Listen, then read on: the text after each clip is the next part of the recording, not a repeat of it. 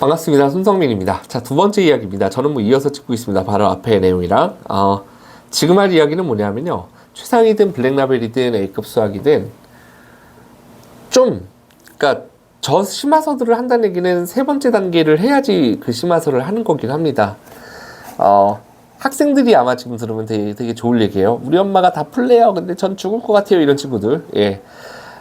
도움이 되는 얘기고, 어머님들은 좀 싫어하실 수도 있을 얘기이기도 하고, 또 바꿔 얘기하자면, 이건 좀 주의해야 될 얘기인데, 모든 선생님들의 의견은 아니고, 단지 개인인 저의 의견이다라는 걸 말씀을 드리고서 시작할게요. 왜냐하면 좀 욕을 먹을 수도 있는 이야기라고 저는 생각이 들기 때문에 조심스럽긴 합니다. 그래서 지금 이제 그 얘기를 하고자 하는데, 오늘 이야기의 주제는 꼭 심화를 했으면 하는 파트를 말씀드릴게요. 원래는 이렇게 이야기를 했거든요. 원래는 좀 덜해도 되는 심화 파트, 이렇게 주제를 정했는데, 덜해도 되는 건 없어요. 할 수 있다면 능력치만큼 하는 게 좋죠.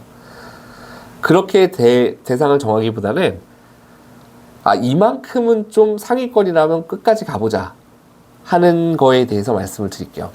이거 세부적으로 제가 단원 보고 말씀드릴 거고, 저 자막 이런 거 하지 않을 거니까 한번 적으면서 보셔도 좋을 것 같아요. 도움이 되신다면 적으시면서 보셔도 좋겠고, 중학교 1학년서부터 말씀을 드릴 텐데, 중학교 1학년 1학기, 2학기, 2학년 1, 2학기, 3학년 1, 2학기를 중심으로 해서 말씀을 드리겠습니다.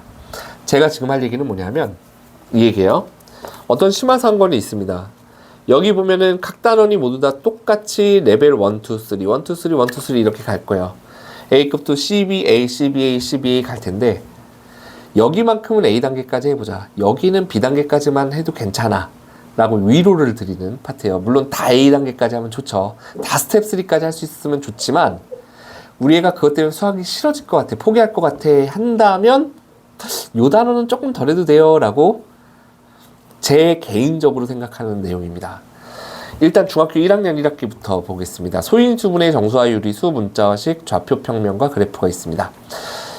끝까지 갔으면 하는 파트 말씀드릴게요. 대부분 파트 끝까지 갑니다. 끝까지 가는데, 문자화식에서 1차 방정식의 활용, 이건 스텝 2까지만 가도 되지 않을까 하는 생각이 드는 이유가, 제가 게을러서인지는 모르겠는데, 최상이나 블랙라벨이나 A급 수학에 있는 가장 난이도 높은 1차 방정식의 활용 문제는 저도 머리가 아픕니다. 아이들은 너무 힘들 것 같아요. 그런 활용 문제를 끝까지, 문장제라고 보통 초등학교 때는 공부했고, 아마 그런 문제들이 굉장히 중요하고 애들이 어려워했죠. 근데 어머님들은 아이들이 어려워하면 그 부분을 더 시키시려고 하는 욕심이 당연히 있죠. 꼭 이해했으면 좋겠거든요. 그죠? 근데 중학교 문제집으로 넘어와서 저 심화서의 가장 난이도 있는 파트는 제 생각에 좀 너무 어렵지 않을까? 그러니까 저거를 푸는데 투자할 시간이면 다른 데 심화를 하자는 얘기예요. 그러니까 개인적인 생각으로. 예. 중3이라면 저 심화를 할 바에는 그냥 선행을 좀 미리 하면 어떨까? 약간 이런 느낌으로 봐주시면 좋을 것 같아요. 그래서 1차 방정식의 활용 같은 경우는 두 번째 단계 정도까지만 하셔도 좋겠다라는 거. 반대로 얘기한다면 1차 방정식만큼은 스텝 3까지 다 가자. 이렇게 말씀을 드리겠습니다. 좌표 평면과 그래프는 무조건 스텝 3까지. 예. 말씀드릴게요. 그 다음에 1학년 2학기에 대해서 말씀드리겠습니다. 기본적으로 우리 그 교육과정 자체가 1학기는 대수 파트고 2학기가 이제 도형이 있죠. 기하 파트가 나옵니다. 그리고 확률이나 통계가 꼭 하나씩 껴있죠. 근데 1학년 2학기 같은 경우는 이제 기본 도형과 평면 도형, 입체 도형, 통계 이렇게 이루어져 있는데, 제 개인적으로는 스텝 3까지 꼭 해야 된다라고 한다면 작도와 합동, 그 다음에는 그닥. 네. 이렇게 말씀드릴게요. 이게 좀 위험한 얘기죠. 예. 출판사에서는 싫어하실 수도 있을 것 같긴 한데, 심화서 만드는 출판사에서는. 작도합동 같은 경우에는 우리가 중학교 내내 배우는 그 도형이 다 유클리드 기하라고 하는데, 이 유클리드 기하에서는 어떤 이제 정리들이 나와요. 성질들이 나오면 그걸 이제 다 증명을 합니다. 다음 교육과정에서 다시 증명이라는 용어를 쓰기로 했기 때문에 저도 지금 써봤지만, 사실 지금 교육과정에서는 그 정리라고 안 하고 그 성질들이 왜 나오는지를 다 설명하게 돼 있어요. 설명이 가능하거든요. 정리라는 건 사실 그 뜻은 우리가 정의라고 하고, 근데 그 내용들을 정리를 설명하는 과정이 저는 수학적으로 어떤 수학적인 역량이 굉장히 커지는데 중요하다라고 생각을 하고, 그 도형들에서의 어떤 성질들을 설명하는 데 쓰이는 여러 가지 내용들 중 포인트가 주로 평행선에서의 동의각과 어각의 크기가 같다라는 성질과 삼각형의 합동 조건들을 이용해서 다른 많은 것들을 설명하는데, 그러기 때문에 중학교 1학년 2학기에서 작도와 합동 자체를 저는 굉장히 중요하게 생각합니다. 그러니까 개인적인 생각이라고 말씀드렸죠. 그래서 이 파트는 좀 머리가 아프더라도, 원래 좀 어려운 파트인데도 여기는 좀 심화까지 쭉 가봤으면 좋지 않을까 하는 생각이 들고요. 또 반대로 좀 쉽게 얘기한다면 입체 도형의 건널비와 부피 같은 파트를 너무 막 복잡한 그림 나오고 막 계산 많은 걸, 그거를 스텝 3까지 팍 해서 틀리고 다시 고치고 그거는 조금 덜 해도 되지 않을까? 그냥 살짝 그런 생각이 들어요. 예, 그냥 제 생각이다라는 거. 원과 부채꼴이나 다각형도 마찬가지인데, 스텝 2까지 쭉 하는데 시간이 든다면 당연히 3를 하는 거고, 역량이 되면, 조금 안 된다면 하고 말씀드리는 거예요. 근데 안 된다 하더라도 작도 합동은 좀 깊이 있게 가보자, 이 말씀을 드립니다. 통계, 자료의 정리와 해석 같은 경우는 좀 가볍게 스텝 2 정도까지 보셔도 되고요. 이제 2학년 1학기에 대해서 말씀을 드립니다. 2학년 1학기 같은 경우, 다시 한번 강조드리지만 이건 제 개인적인 의견입니다. 2학년 1학기에서 수화식, 유리수와 순환소수가 제일 처음에 나오는데, 유리수와 순환소수는 기본적으로 여기서 배우고 나면 그렇게 막 나중에 이걸 심화를 한다고 고등학교 공부에 도움이 된다라는 느낌이 저는 개인적으로, 그러니까 다이렉트로 오진 않아요. 이 부분에 심화를 해서 수학적 사고력에 깊이가 생겨서 고등에 도움이 된다, 이건 제가 할 말이 없지만, 이 내용을 깊이에 두면 고등학교 때 다이렉트로 도움이 된다, 이 생각은 잘 들지 않는 파트이기 때문에 저는 스텝 3가 만약에 너무 어렵고 아이가 괴로워한다면 이 부분은 좀 가볍게 보셔도 되지 않을까 싶습니다. 단 식외계산 파트 같은 경우는 이제 지수법칙이 나오죠. 그리고 다항식, 다항식에 대해서 이제 곱셈, 나눗셈들이 나오는데, 이 파트는 고등학교 때 연결이 되고, 우리가 앞으로 어떤 식외계산, 대수 파트를 공부함에 있어서는 이제 흔히 얘기하는 연산, 계산 있잖아요. 여기를 실수하지 않으려면 이 파트는 좀 훈련이 돼야 되는 파트이기 때문에 한번 역량이 된다면 레벨 3까지 추천을 드립니다. 그리고 부등식에서 또 방정식에서, 여기서의 방정식은 2학년은 이제 연립방정식인데요. 부등식에서는 1차 부등식과 활용이 있는데, 활용 부분은 좀 가볍게, 1차 부등식은 좀 깊이 있게, 연립방정식 같은 경우도 연립방정식과 풀이는 깊이 있게, 활용은 조금 가볍게, 함수 같은 경우 전체 다 깊이 있게. 괜찮죠? 이렇게 좀 짧게 말씀드릴게요. 영상이 많이 길어지니까. 2학년 2학기 가보겠습니다. 2학년 1학기에서 잠깐 잔소리를 다시 한번 한다면, 이 연립방정식이라던가 함수는 고등학교 때 바로바로 연결이 돼요. 중3으로도 연결이 되고, 특히 우리가 앞으로 배울 함수라는 용어는 중학교 2학년 때 처음 여기서 등장하지만 1학년 때 정비례, 반비례 사이의 관계에서 이미 우리는 함수를 용어만 쓰지 않을 뿐 접합니다. 그리고 거기서 배웠던 정비례 그래프, 원점을 지나는 직선이 이제 1차 함수로 넘어와서 연결이 되는 거고, 그 다음에 반비례 그래프라고 배웠었던 내용이 고등학교 때 유리함수로 연결이 됩니다. 그렇기 때문에 사실 그걸 깊이 있게 한다고 해서 뭐 엄청 유리함수에 도움이 된다? 그건 아니겠지만, 그래도 좀 여기는 연결이 되니까 깊이 있게 하면 어떨까라는 말씀을 드리는 거예요. 특히 1차 함수도, 1차 함수 자체로도 의미가 있지만, 이제 2차 함수하고 섞어서 또는 절대값이 붙어 있는 그런 형태들을 고등학교 때 쭉 연결해서 배우기 때문에, 이 함수 파트는 중학교 2학년의 함수는 좀 깊이 있게 공부를 하자라는 거 말씀드리고, 이제 2학년 2학기로 가서 말씀을 드리겠습니다. 2학년 2학기로 가서 말씀을 드리고 싶은데 제 컴퓨터가 조금 이상한 것 같습니다. 자, 2학년 2학기 이게 지금 나갔으니까 제가 그냥 편하게 말씀드리겠습니다.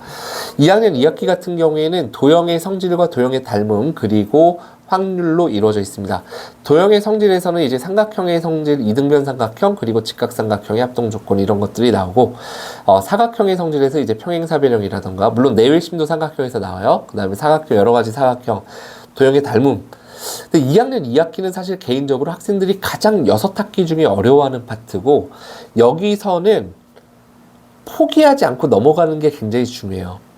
여기서 포기를 많이 하기 때문에 2학년 2학기에서 도형을 특히나 싫어했던 학생들은 손을 놓는 경우가 굉장히 많으니까.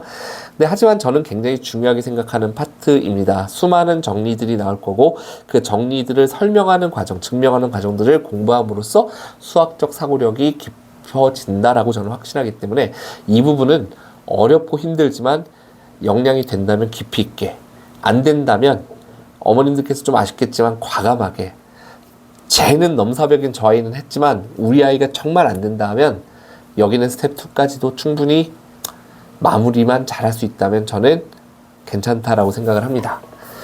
확률 같은 경우에는, 확률은 고등학교 1학년에 이제 연결이 되죠. 물론 고등학교 2학년 때에도 이제 배우지만 순열조합이라는 파트로 이제 경우의 수하고 이제 확률을 공부하면 연결이 될 텐데, 이 파트 같은 경우에는 깊이 있게 해두면 사실 고1 때 굉장히 편해요. 그래서 또 재밌습니다, 문제 푸는 게. 그래서 한번 좀 여러 가지 깊이 있는 문제들을 풀면 어떨까 하는 생각이 드는 게 2학년 2학기 상당히 분량도 많고 좀 재밌다라는 생각이 들고요. 3학년 1학기 때에서는 실수에 대해서 공부를 하죠. 그리고 두 번째가 식의계산에서 곱셈 공식과 인수분해를 공부하고 그 다음에 2차 방정식 공부하죠. 그리고 2차 함수를 공부하게 되는데 3학년 1학기 내용서부터는 무조건 스텝 3 를 강조를 드립니다. 학년도 좀 올라갔으니까 공부 습관도 잡히지 않았을까 하는 생각이 들고, 특히 두 번째 단원에 있는 곱셈 공식이나 인수분해 같은 경우는 2차, 다음 단원이 2차 방정식, 2차 함수잖아요. 그게 고1 1학기 딱 1년 뒤에 정확히 똑같은 제목으로 고등학교 1학년에서 다시 깊이 있게 배우기 때문에 중3에서 이 부분의 심화를 공부해 둔다면 고등학교 1학년에서 굉장히 편하게 갈 수 있다는 거, 굉장히 많은 걸, 고1 걸 굉장히 많은 내용을 중학교 때 좀 해두면 고1 때 굉장히 좀 복잡한 어떤 곱셈 공식이라든가 인수분해라든가 이런 게 편하게 좀 다가온다라는 거. 그래서 이 부분은 심화를 한다는 게 곧 약간의 선행을 포함한다라고 느끼셔도 되는 파트입니다. 2차 방정식 같은 경우도 고등학교 때 물론 중학교 3학년 때 배운 거에서 조금 추가돼서 배우기도 하고 어떤 이제 복소수라는 걸 공부하게 됨으로써 어떤 근의 성질이 좀 달라지긴 하지만 중3 때 철저하게 공부를 해두면 고1 때 그 살짝 바뀌는 내용 정도를 파악하면 충분히 쉽게 공부할 수 있다는 거 강조를 드리고, 2차 함수는 무조건 깊이 있게, 3학년 1학기 돼서는 좀 깊이 있게 스텝 3를 한번 다 보면 어떨까 하는 생각이 듭니다. 다음 3학년 2학기로 가서 말씀을 드리겠습니다. 3학년 2학기로 가게 되면 역시 또 도형 파트가 등장을 하죠.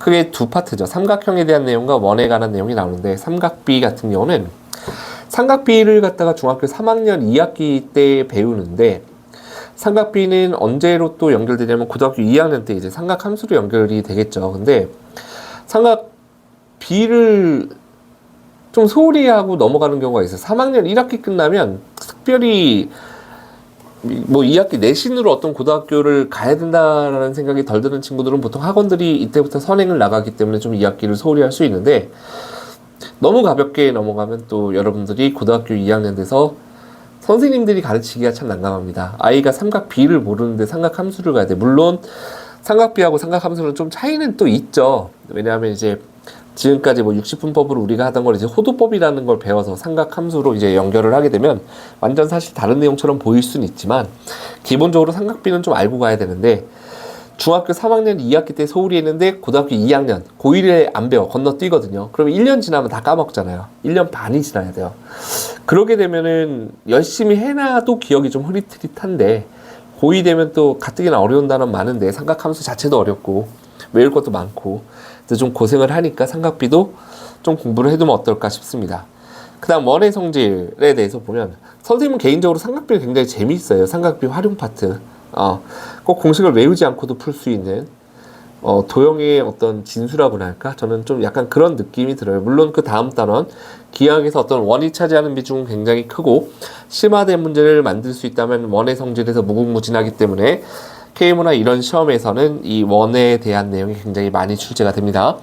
하지만 우리가 굳이 그걸 하지 않잖아요. 그죠? 그렇다면 저는 이 원 파트는 조금 가볍게 가도 되지 않을까 싶어요.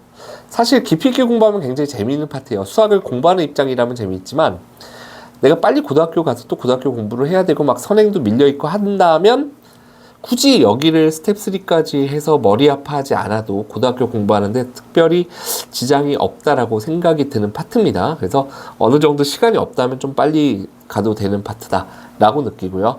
그다음에 통계 같은 경우는 가볍게 보세요. 대표과과 3포도 뭐 상관관계는 뭐 깊이 보든 가볍게 보든 어렵지가 않으니까 상관이 없는데 대표과과 3포도 같은 경우도 스텝 2 정도만 보아도 되지 않을까 하는 생각이 듭니다.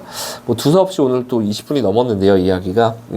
이걸 둘로 잘라서 올릴까 지금 한 번에 올릴까. 한 번에 올리면 보통 유튜브를 보면요, 처음에 시청해서 뭐 한 3분 지나면 이제 시청률이 확 떨어집니다. 그래서 중요한 내용이 사실 오늘 뒤에 있었거든요. 그래서 이 내용이 좀 도움이 되셨으면 어떨까 하는 생각이 들어서 오랜만에 좀 영상을 남겨봅니다.